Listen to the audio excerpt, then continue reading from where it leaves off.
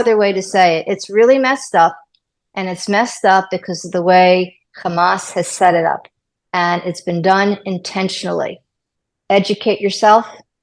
Please try not to parrot and fall for the public relations of a terrorist organization. I ask you to be open-minded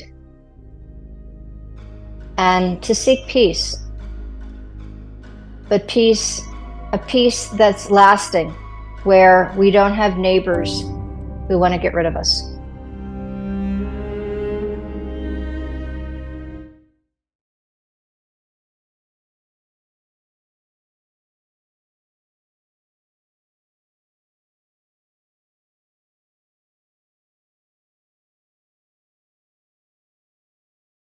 It's a very, very hard moment right now, and thinking about where you are, there is still you're still in Israel, living there with this whole situation. Just, I think it was almost 2 years ago that we had the Ukraine attacked by the Russian. Was it 2022, right? Mm-hmm. And it doesn't stop. It's still going on. And now you have Israel going to the situation. And let's also think about the people in Palestine.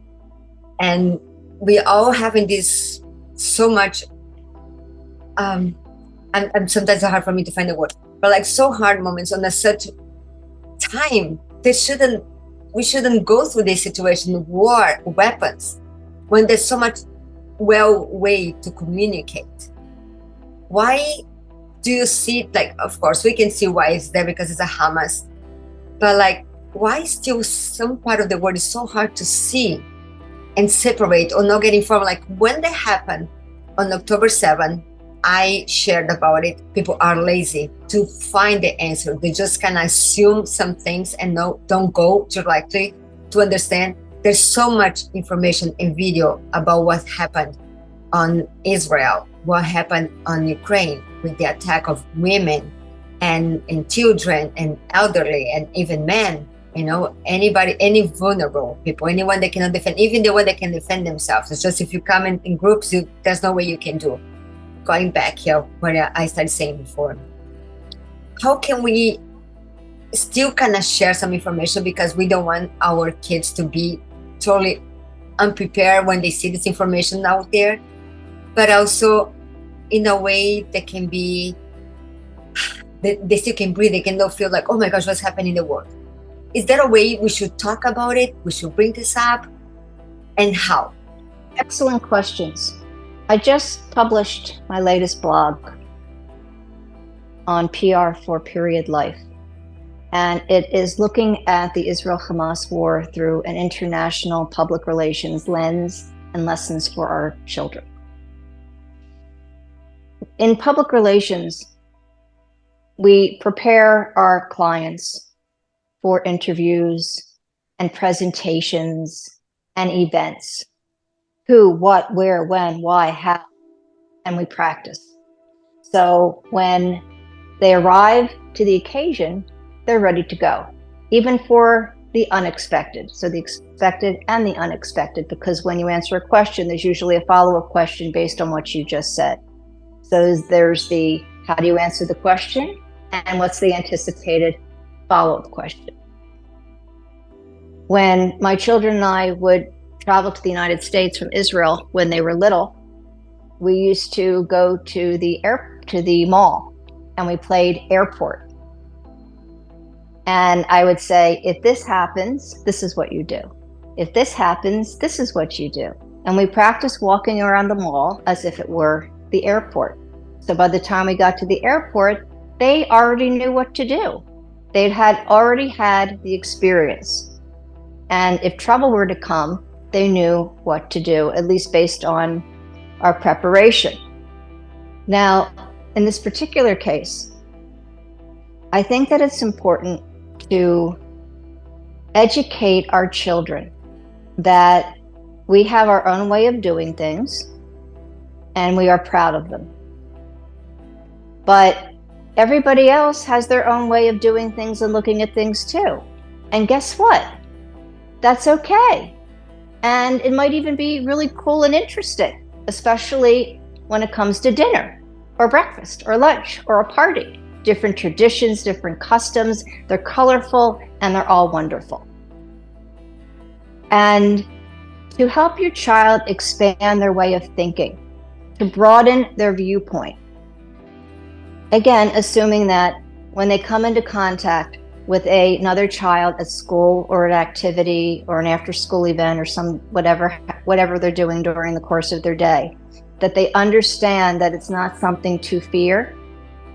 It's definitely something to be curious about, to learn about, be respectful, and if they can, enjoy the difference. The one common denominator that we should all look for, the commonality, would be kindness and sunshine. And I would always say this to my children.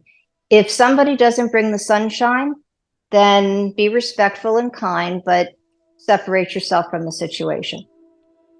We only want sunshine and kindness in our life.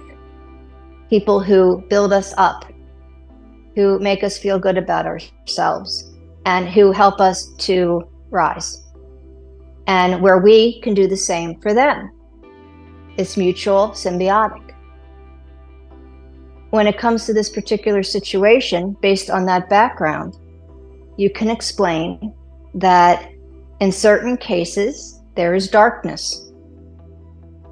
And this is what we do when we see darkness. And then I leave it up to the parent, because it's different in different communities, how they would like their child to handle it, whether to engage, whether to not engage, but always to share with the parent what they just saw or what they experienced, so that there's an open communication and a continuous dialogue between mom, dad, child, or mentor, so that the child has a place to go to describe it and to share it and to bounce ideas off with, so that you can resolve issues or deal with issues or prepare with issues in a peaceful manner. And again, respecting someone else, assuming that they're peaceful. And if you come into a violent situation, what to do to maintain your safety. On a practical way, let's say I want to talk. I haven't talked to my kids about this conflict, what happened. I have spoken to my son, that's 12, about what's happening in Ukraine. About say like, that's no reason for this to happen, and why it's happening, why it's a war, why weapons. Not in a very specific way, just like that's the war right now, that's this country, it's like we're living right here and something happened. And, but I don't remember I have mentioned to him something like this. What would be the way, how like really, if you were to guide me, how would I talk to my kid about what is happening right now in Israel and Hamas? What should I mention? Because I wouldn't want my kid to suddenly see on the news something, Mom, we live in a town where that was happening, you never told me about it. And just say, well, this wasn't something that important to tell, or yes, I failed not sharing this with you. What is the right approach and non-PR parenting here? So talk to me about two things. Remind me. How old are your children? 12 and 8. 12 and a half and 8 and a half. Perfect. And if I may ask, are you Jewish? I'm not. I was brought up as a Christian, but right now I don't follow any religion. So they know about Jesus. They know about a little bit about Israel tradition. They know about the different type of religion and different types of traditions. You understand that? Perfect. Okay.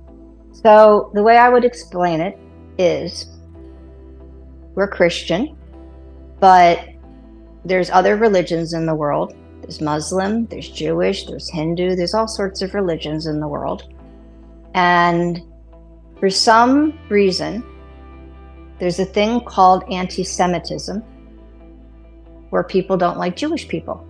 No particular reason why, or I guess you could make up some reasons, but they're made up. But the bottom line is people don't like Jewish people. In our house, we look for the golden heart. whether somebody's Jewish, whether somebody's Muslim, whether somebody's Christian, or otherwise. Now, in the world right now, there's a lot of anti-Semitism. And the reason that it's coming to surface right now is because there's a group called the Hamas that wants to get rid of all the Jews. And they made a big mess, and the people in Israel are trying to get rid of Hamas for the benefit of everyone, so that we can all live peacefully.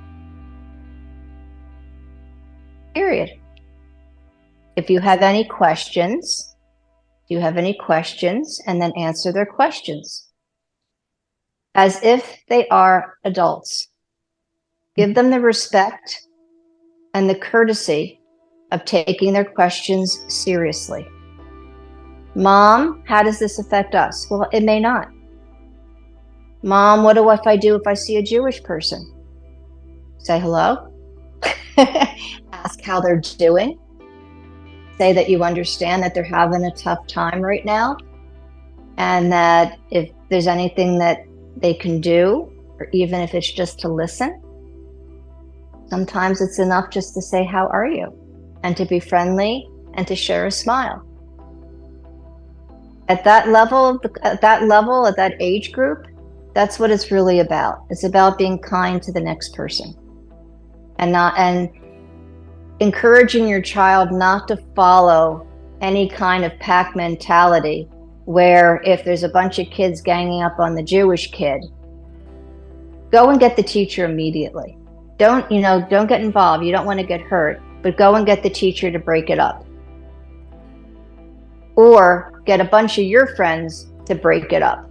Because if you have more numbers than the gang that's trying to hurt the Jewish kid, at least you can get them off of the kid and then go to the teacher.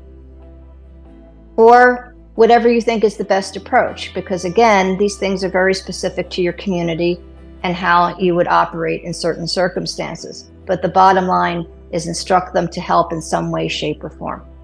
Right. And I'm a person, I can see myself as a person that's informed. I know what's happening around the world. I know I don't follow news letter by letter. I'm not always watching news. I don't have cable or news on my home at the time. When we watch stuff, usually it's movie or kids cartoons that we watch together. Let's think about the families that don't follow news at all, don't follow anything that's happening in the world, but they happen to just stumble upon our conversation by luck, I would say, because there's many good things that we can happen here. Should they still talk about this to the kids? Should you just bring it up? They never talk about anything going on in the world. The kids just live in this inside community, inside of their own home. How should they approach? Should they still bring this up to their family? I think on the big picture of it, yes. Because ultimately what we want to do, and this is the PR parenting philosophy, is we want to bring up children who feel confident and are resilient and who are so full of self-esteem and self-love that they are open to others and to see what they bring to the table. And eventually they will become adults. They will not always live in what you're describing as, fishbowl at home, in a nice little bubble, maybe not a fishbowl, but a bubble. Eventually they go out of this bubble and they will see the world. And you want them to be ready for it and understand and encourage them to be open-minded. Yes. So I think on the big picture of it, you need to, or maybe I would encourage you to explain that we have our ways of doing things, but there are all sorts of other ways of doing things too. And they're not better, they're not worse, they're just different. And that's cool. That's, frankly speaking, that's kind of how I grew up. And I grew up in a community with people from different backgrounds. I went to school with people from different backgrounds. I've always worked with people from different backgrounds in different countries. Everything's been a potpourri for me over the years.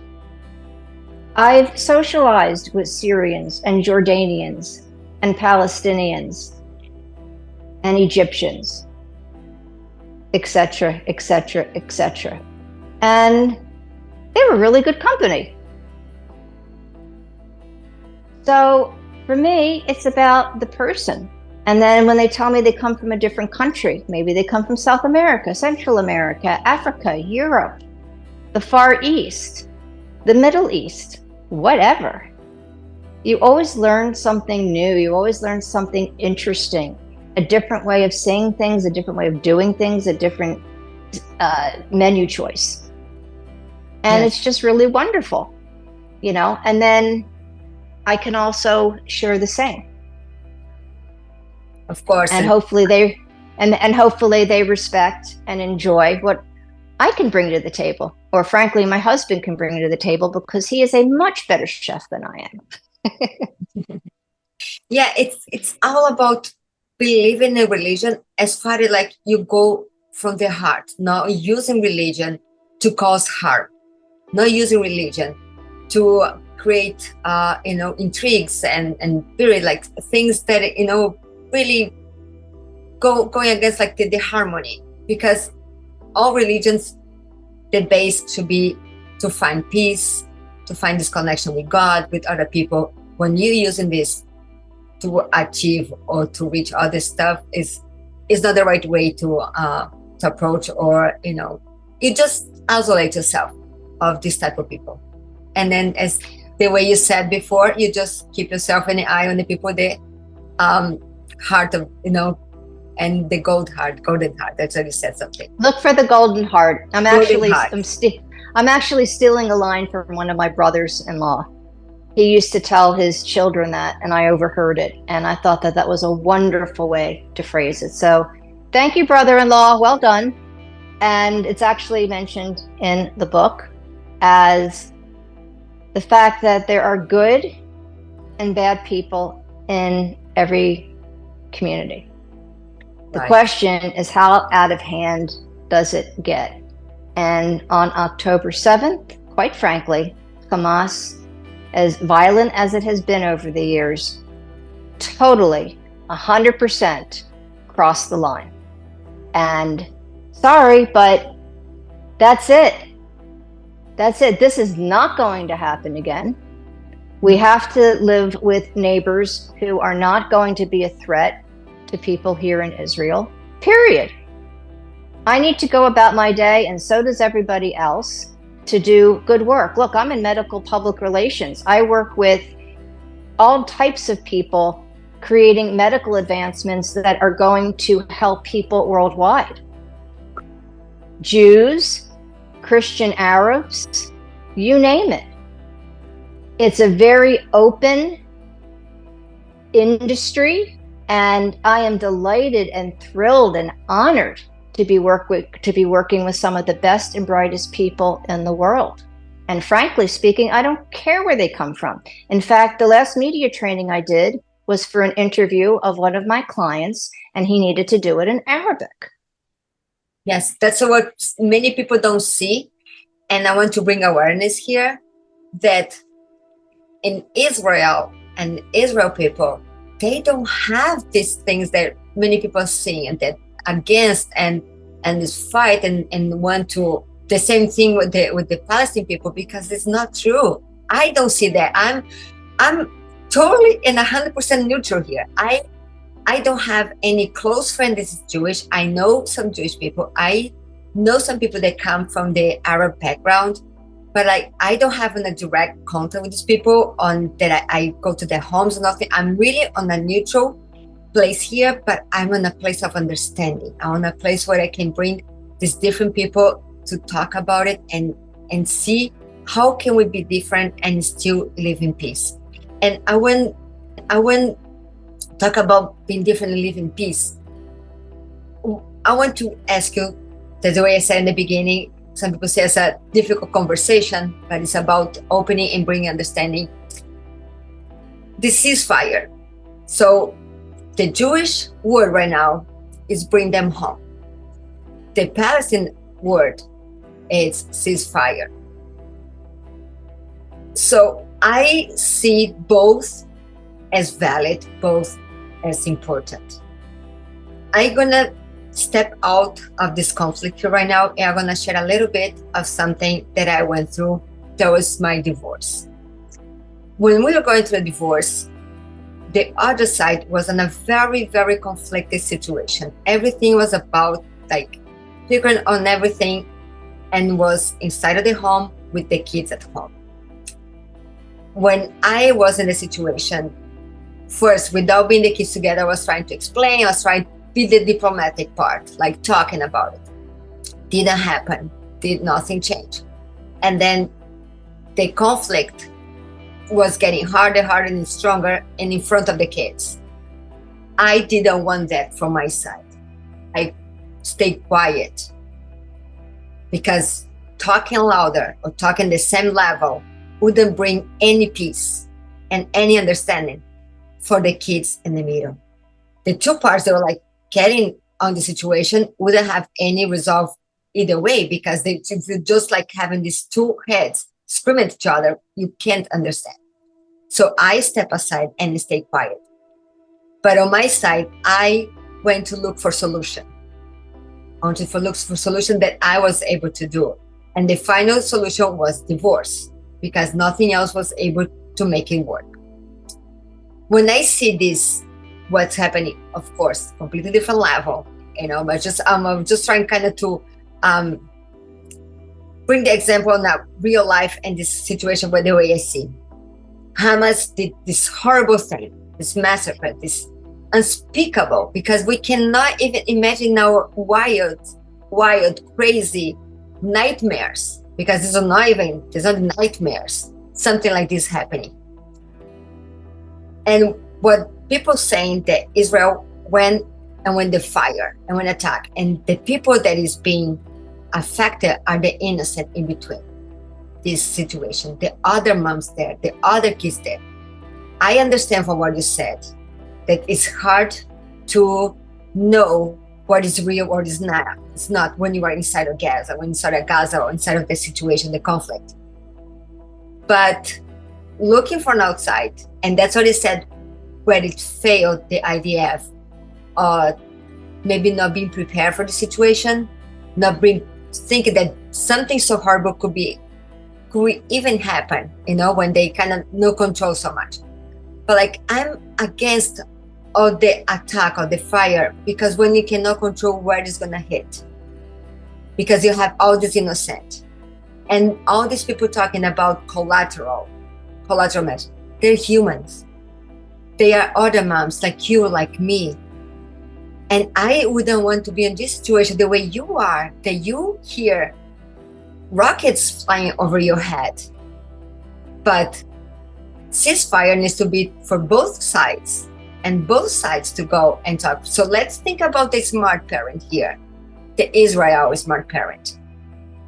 Do you think would be, of course, it's like on the political level, but like, would be the smartest way to go quiet instead of go with the fire, with like both just kind of attacking each other?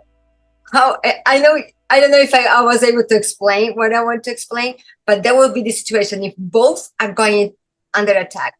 The people suffering is the people in the middle, is the people living the life the way you and I are living, and the innocent people. And that's what we want to focus here on, the human.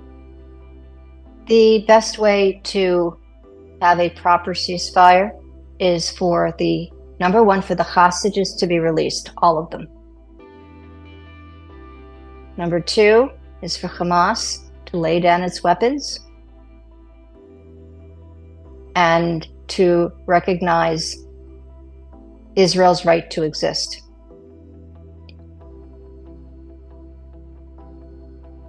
Done deal. I see. So now, that's my opinion. Okay. Yeah, that's now, that's my opinion. Mm-hmm. That's my opinion. The issue is that we have a neighbor who wants to get rid of us. Well, we're not going anywhere. So if an occurrence like October 7th happened, There's no way we're going to let that happen again. And I'm devastated for what's going on in Gaza. Many of the people that I know share that same view.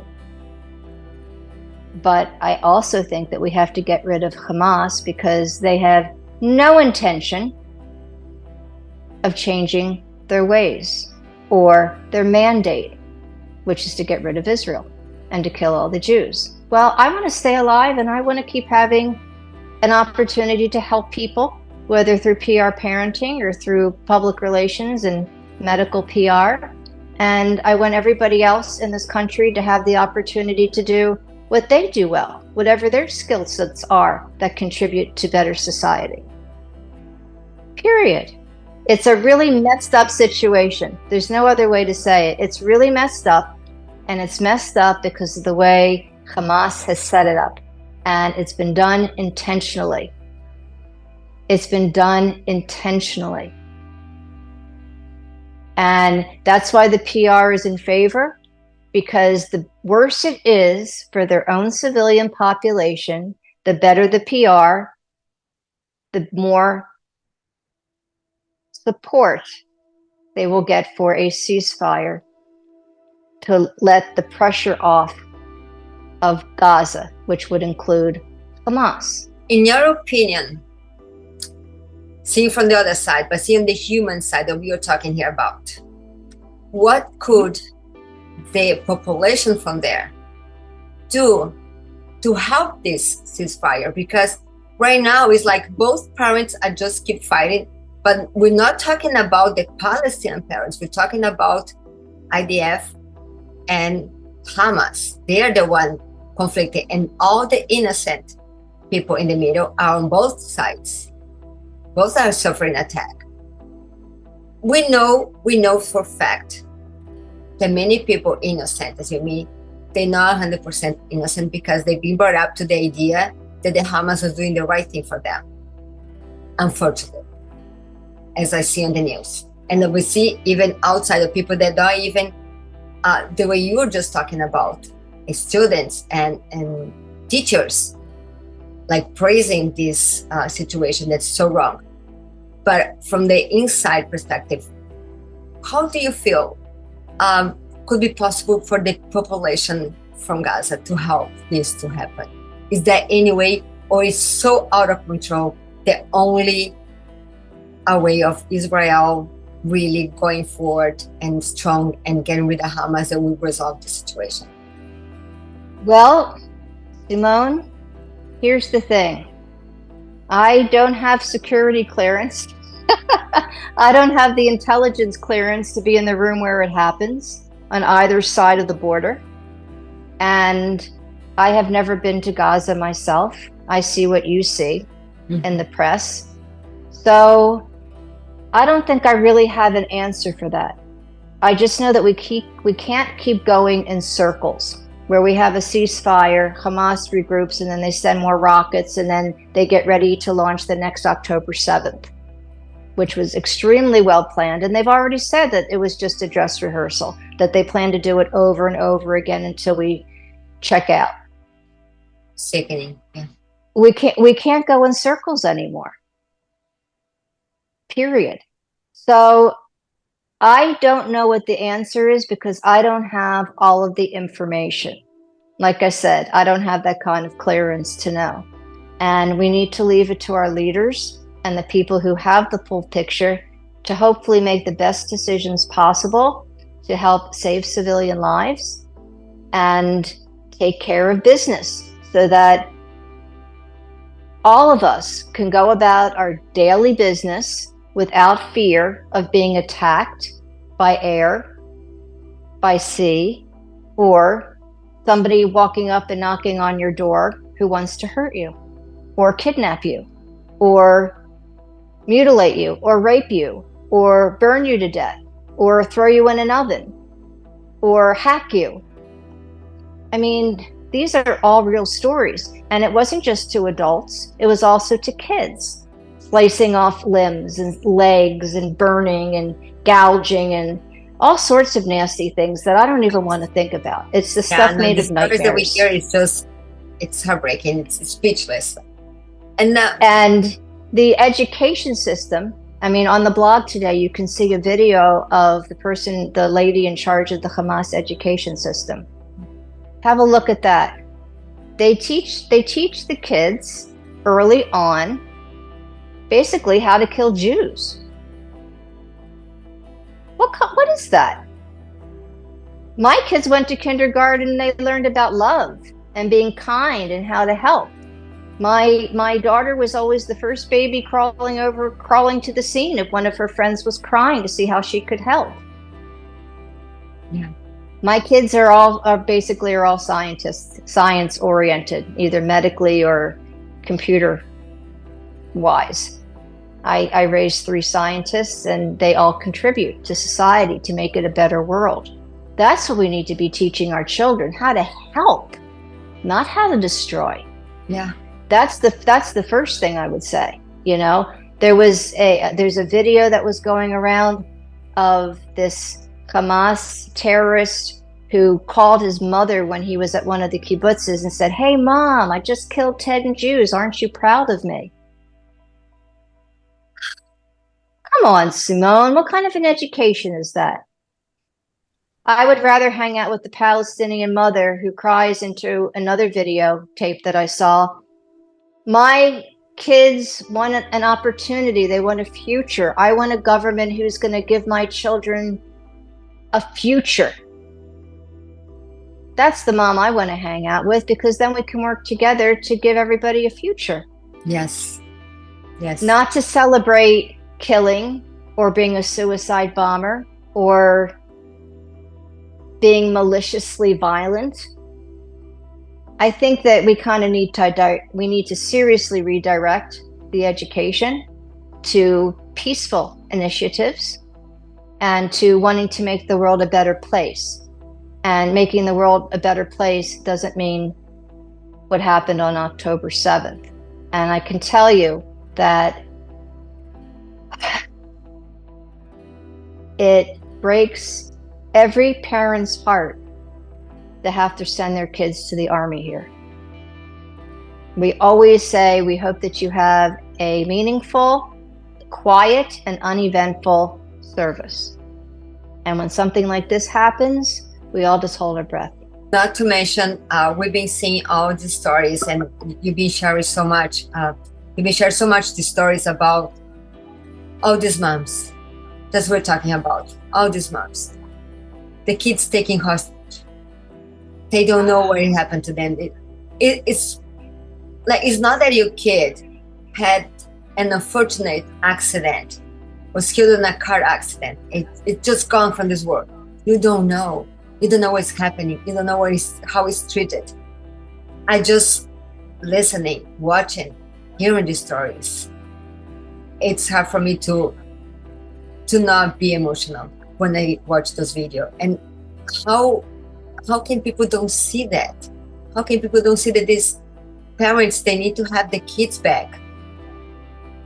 They need to have the back. All of you family having now all these people deployed.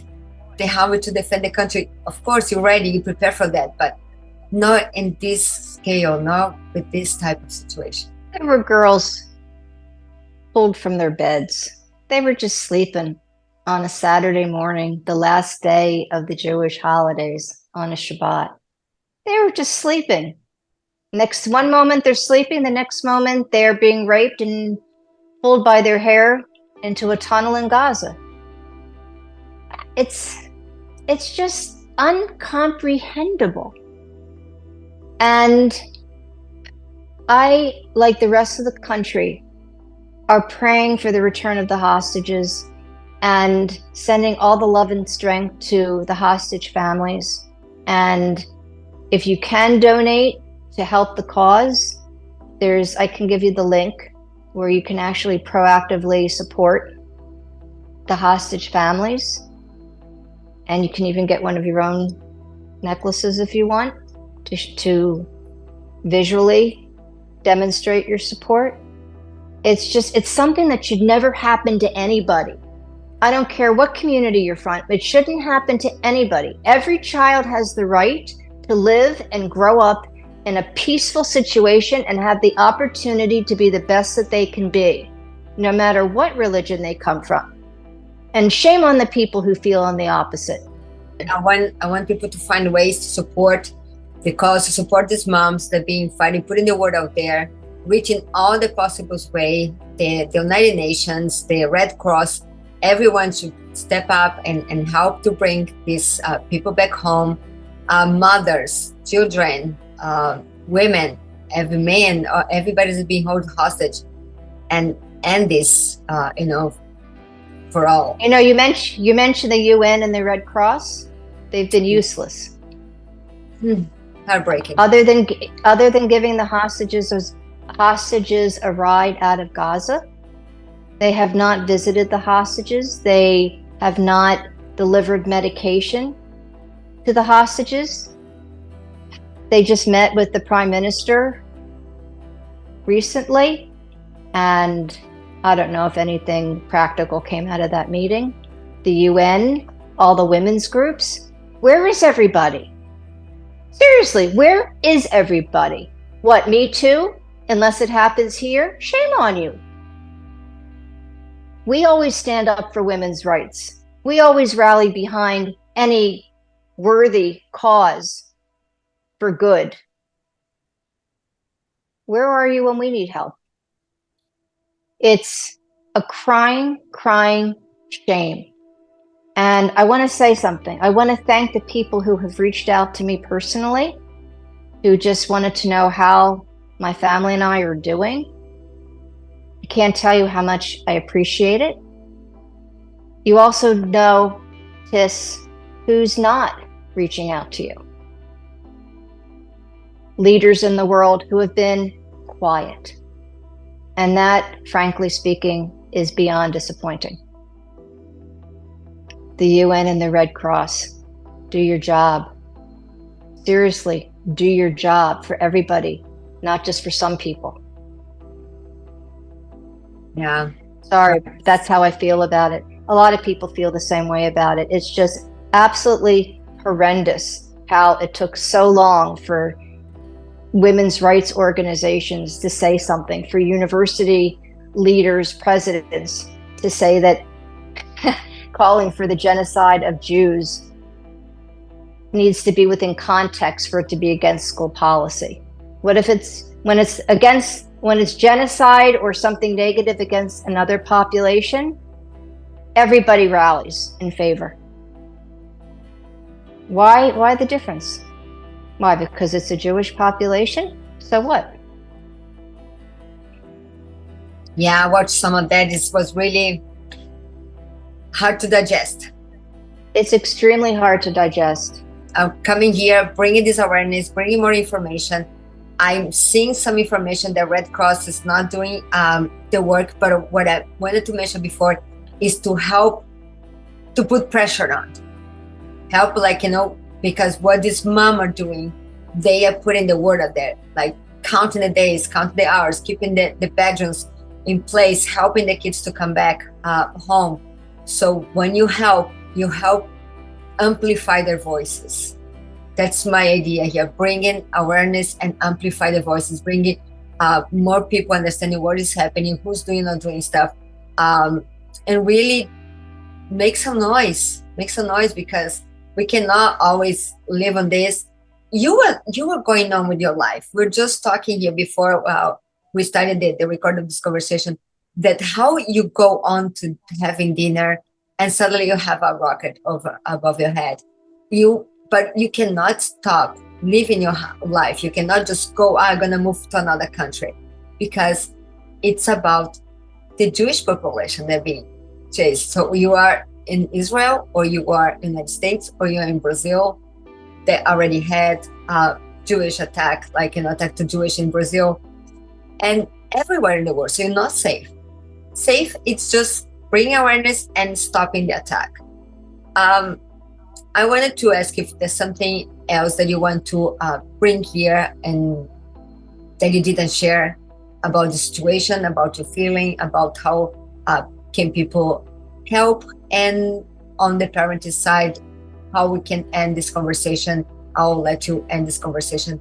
How we can, close in a positive way and bring this awareness to our kids, the way we spoke before, but like more in amplified way to close this conversation for today. I think from an adult perspective, educate yourself. Don't assume you know everything. Actually look at the history, not just the history that's been fabricated, the true history about the region, about the history of trying to establish a two-state system. Look, again, I was part of the background team working as a spokesperson and the media liaison for the Israeli consulate when they signed the Oslo Agreement. There were multiple initiatives for the two-state solution that never came to fruition because they were turned down by the Palestinian leadership, not because they weren't offered. Educate yourself and open your mind. Please try not to parrot and fall for the public relations of a terrorist organization that is really not interested in a ceasefire other than to regroup. In terms of the hostages, I ask you to please support the hostage families. I'll give you the link to their website where they have all sorts of tools that you can use to raise awareness of the people who still remain in Gaza in unthinkable conditions and being treated in unthinkable ways. I ask you to be open-minded and to seek peace, but a peace that's lasting, where we don't have neighbors who want to get rid of us, who want to kill people intentionally. In terms of the kids, start them young in celebrating diversity and looking for the sunshine in other people, so that as they grow up and they come in contact with or meet or see somebody at a sports stadium or at a concert or some interaction that is either from a different community or looks different from them, encourage them to have curiosity and to learn and to respect and to enjoy, assuming that they're peaceful. That's the way to a brighter future. Perfectly said. Thank you again, Marjie. Thank you so much. Thanks for this moment. Thanks for these lessons. Because as you say, it's about educating ourselves and learning and knowing what's happening and see the light on other people. Find the light. That's the PR parenting approach. And the book is called The Power of PR Parenting. And I hope that it's useful and leads us to a more respectful and kinder future. And it's real. It's not just rhetoric. Thank you. Thanks again. Bye. Thanks. Bye.